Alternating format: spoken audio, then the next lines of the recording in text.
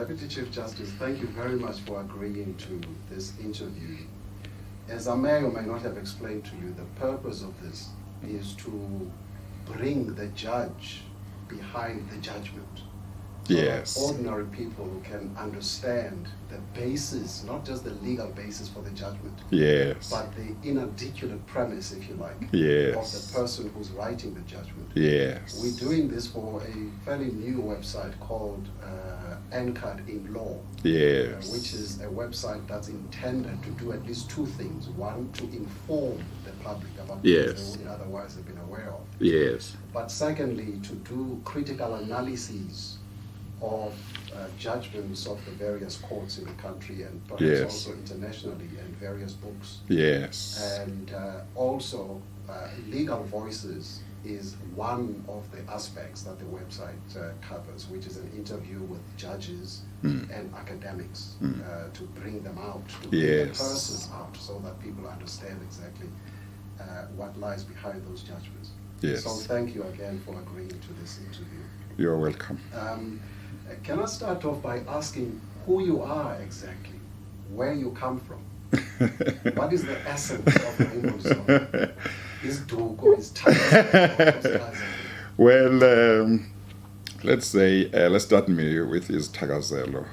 O Zondo, Omtian, O Tumbela, O Njainduna, O Sohlaza, O Skangane, O Ndaba, Abasebukhosini.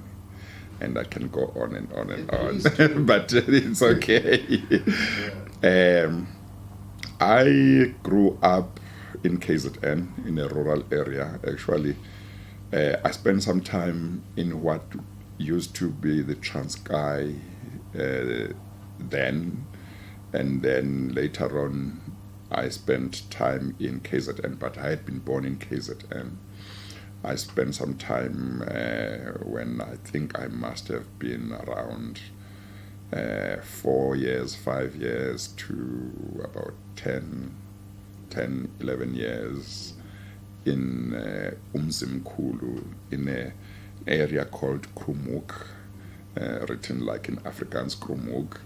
That's where I started my, what used to be called Sub-A. I think it would be grade 1 now, if I'm not mistaken, I'm not sure. But that's where I started, and I went up to about March when I was doing Standard 3, and then I went over to KZN. That's where I grew up most of my life as a boy at Iklopo, High Flats. The actual village is somewhere between those two towns, Iklopo and High Flats. It's called Emazabegweni. That's where I grew up. And after that, I went to boarding school at St. Mary's Seminary, which is under Iklopo as well. You were a teenager by now. Well, when I went to boarding school, I was 16. Actually, I was 15. I turned 16 when I was already at boarding school. Yes. And I finished my matric there when I was, I think, 20. I think when I was 20, because I finished 21 when I was doing my first year at university. I see. Yeah, So those days, they didn't kick you out, because during our days, if you reach 17 or 18, they would kick you out of school. Yeah, no. Fortunately, no, they didn't. But from time to time, later on in life, when I looked back and I would see what age young people finish matric, I looked back and said, hey, I was quite old when I finished matric at 20. What experience. But mainly the reason why that had happened was that there was a year when I only attended school for a few months and stopped, because the school that I was attending, well, one, I went to do Standard 5 in another village away from home. I had to take a bus to go there, and I would stay there with relatives and come back after some time. There, my mother had asked the relatives or the her relative there if I could stay there, and she had agreed, subject to her husband coming, approving. And when her husband came back from Durban, he said no, no, and I had to go back. Go back. Then I went to another school where I attended for about a month or two, but it was too far. I think I was walking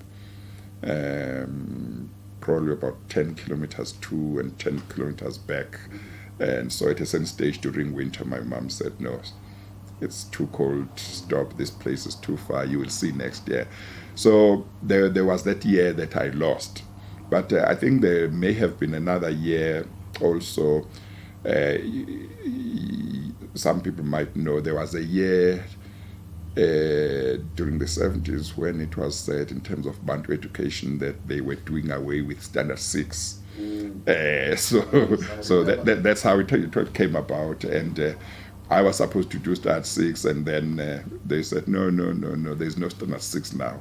So you must repeat standard 5, but you will be deemed to be standard 6 or something like that. Yes. But that's part of my background. Okay. But I'll hear from you if you want more. So Yes, I stopped there so long. Yeah. That gives a good perspective of what your typical day in the life of a teenage Raymond Zondo Yeah. was. The 10-kilometer walks, but when you're not Yes. walking to school, what were you doing? Well, during weekends? we looked after cattle and goats and sheep. Now, sometimes, even if in your household there were no cattle, if the neighbors had cattle and the boys there, you went to look for to look after cattle. You walked with them, to be with other boys. Otherwise, if you are at home, they think that there's something wrong with you. Why are you not mixing with other boys? So that's what we did, and we would on certain days drive cattle to the dipping tank. You might or might not know about that kind of life. So there you'd meet with boys from other villages, and sometimes there would be stick fighting, So one took part in all of those things. But also, I looked, for example, after one of my younger brothers who is late now, because my mother, after giving birth to him, had to go and work, and she was raising us almost single-handedly, and I had to look after this baby, I had to, and I think that was the year when I was not at school. I was looking after this baby. So I would clean in the house, do all kinds of chores in the house, cook, go and fetch water from the spring, go and fetch water from the forest, firewood from the forest, come and cook.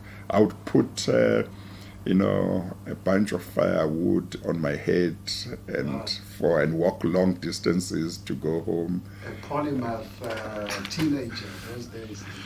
Yes, and of course at that time when we started doing this, because one of the things that my mom taught us as her children was, in the house, there are no chores for girls and chores for boys. Everybody does everything. So that's why even, fetching water from the spring and fetching firewood from the forest, we also did, But other boys would kind of laugh at you to say, it's like you are a girl. But that was part of my background. That was part of my upbringing. Yeah. Okay. Can I take you to university? A little known fact is that you hold an LLM degree, a master's degree in law, in patent law. Yes.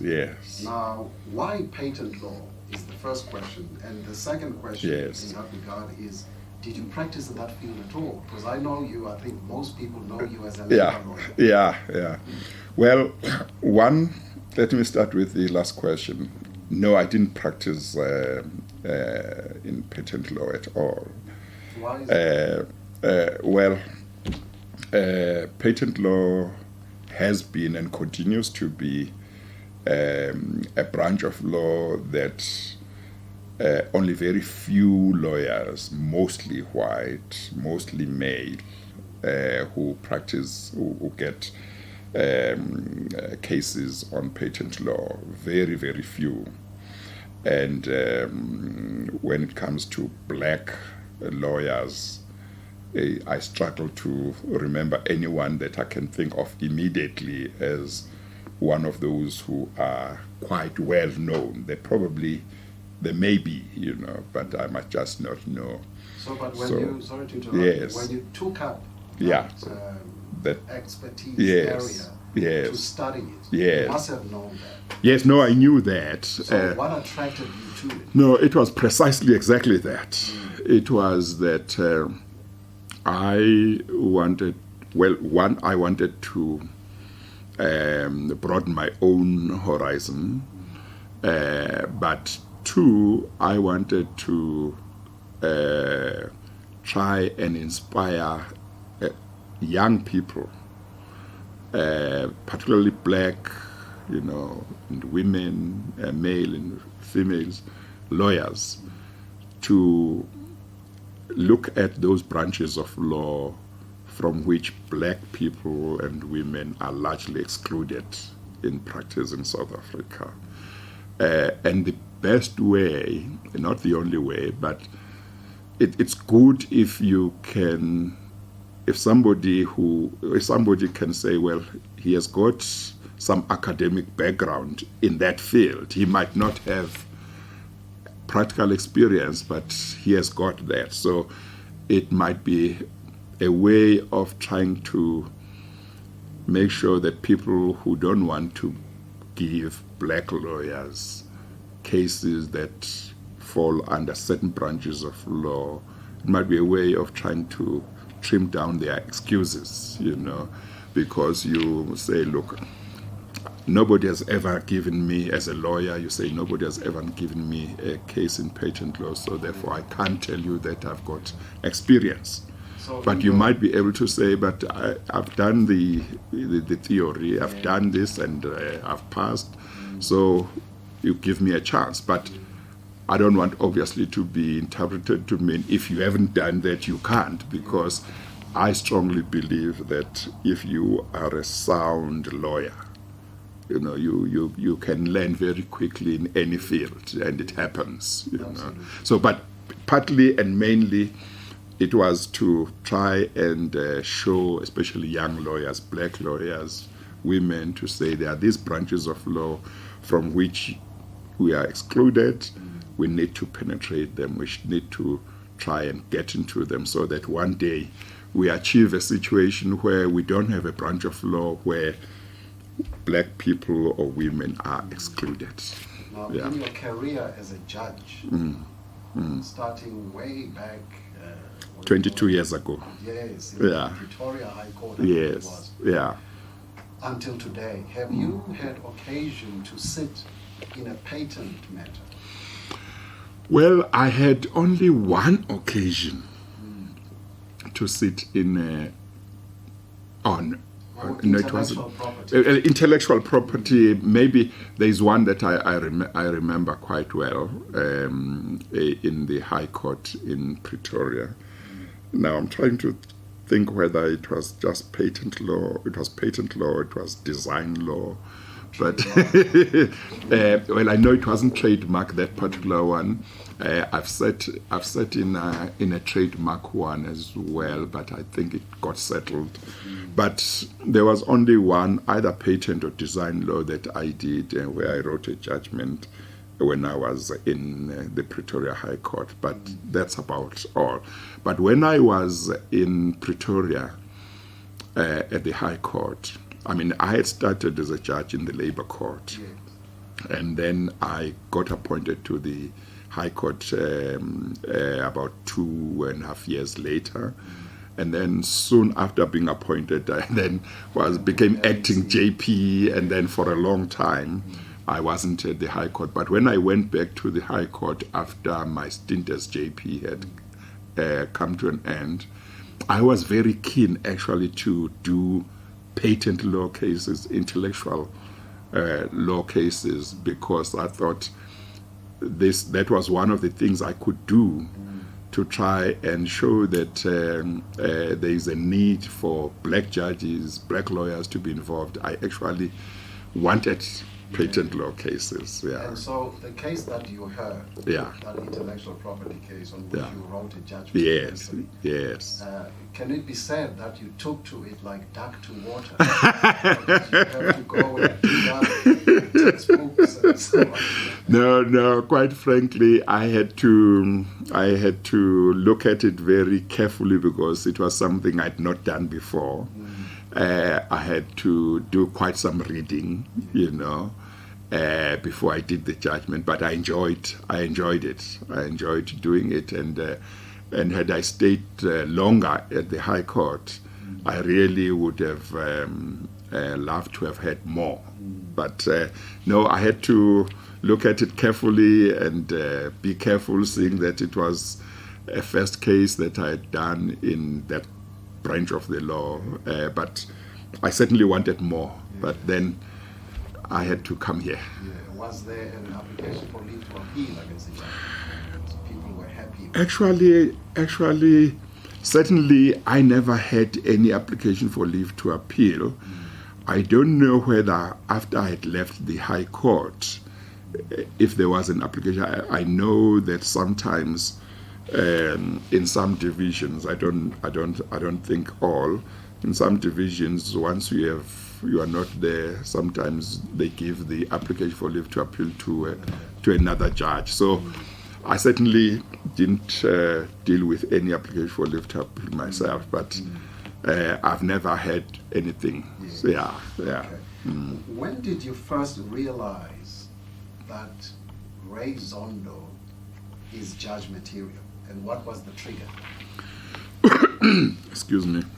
Well, actually, I never thought. There never was a time when I thought I was judge material. I never. Well, what I can say is that when we were at university, particularly at University of Zululand, and I was in the same class as the Chief Justice, and I was in the same class as former Judge of the Western Cape, Jerome Ngwenya, who resigned after some time. I can't remember who else. We were in the same class. When we were at University of Zululand, a few of us, we called one another senior counsel. We called one another senior counsel because I think we thought that that's where we would end up. Of course, at that time, there was no African advocate who was senior counsel. Was Kwea not yet? No, that was much earlier. It shows I'm not very young. So there was no senior counsel who was African. But somehow we had this thing in mind that we would reach there. We never, ever thought about being a judge. So one could say, well, since at that time, even senior counsel were just white, maybe Ishmael Mohammed might have been, probably was already senior counsel at the time. Probably he was the only advocate who was black, who was senior counsel. You might say, well, we didn't think about being a judge because you couldn't think about being a judge in an apartheid country. But somehow we thought we would be senior counsel. So I started thinking about being a judge when in 96 I got a call from the then judge president of the Labour Court, Judge Mybeck, who was inviting me to act, and it just came as a surprise to me. I didn't think it would happen. Then he was talking about the possibility that I should make myself available for a permanent appointment if I acted successfully. So that's the only time I thought, oh, that's what somebody thinks I can be, Anyway, yeah. Now, when you were first appointed as a judge of the Labour Court in 1997, give us a sense of the emotion that you felt. This is now the first time you were appointed as a judge. Yes. What emotion went through? Do you want when I was appointed to act or when it was? No, the very first time you were appointed. Oh, as an acting judge. Yes. Well, it was quite strange, because remember, this was like 4 years after democracy, after 94, and it was at the beginning because my acting appointment started on 1 February 1997. So one felt quite a huge sense of responsibility.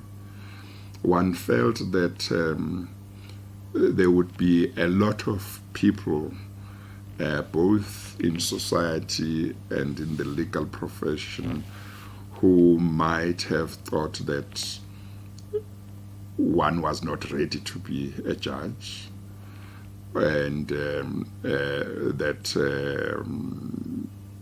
other people should have been appointed. But also, one also appreciated that one was part of the first group of black lawyers to be appointed as judges. There had been already some, like Judge Figilepam had, I think, been appointed already, if I'm not mistaken. Judge Ngwepe had already been appointed as a judge, if I remember well as well. So they were, and maybe Judge, I think maybe 2 or 3 others, I'm not sure, more. So one felt that one was going into new territory. But I had a determination to try and do my best, because one realized that the situation we were in was a situation where if any of us didn't do well, some people would then say, you see.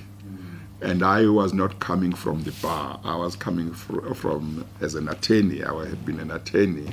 And as you know, certainly at that time, maybe for quite some time after that, and maybe even now, I don't know, you would then have people who would think because you are black, you shouldn't be a judge, you don't have what it takes.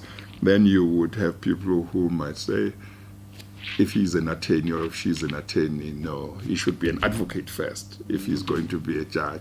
So there were all of those things, and one felt some sense of responsibility to say, we've got to try and do well so that those who may come after us might find it easier, in the sense that those who have gone before have done well successfully, so nobody can come up with the argument to say, yeah, well, black lawyers can't make good judges, or attorneys can't make good judges, that kind of thing.